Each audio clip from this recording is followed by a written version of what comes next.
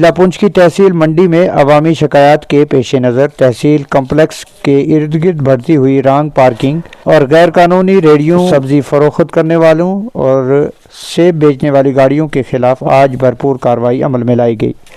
تحصیلدار منڈی اشفاق حسین نے موقع پر پہنچ کر صورتحال کا جائزہ لیا اور انتظامیہ کی جانب سے باقاعدہ مہم شروع کرتے ہوئے متعدد گاڑیوں کو ہٹایا گیا، جبکہ غیر قانونی ریڑھیوں کے خلاف بھی سخت کارروائی کی گئی۔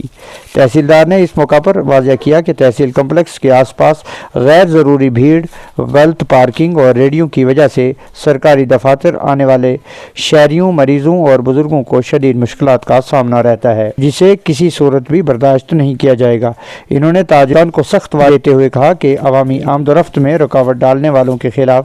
دفعہ 144 اور موٹر وہیکل ایکٹ کے تحت سخت ترین کارروائی کی جائے گی۔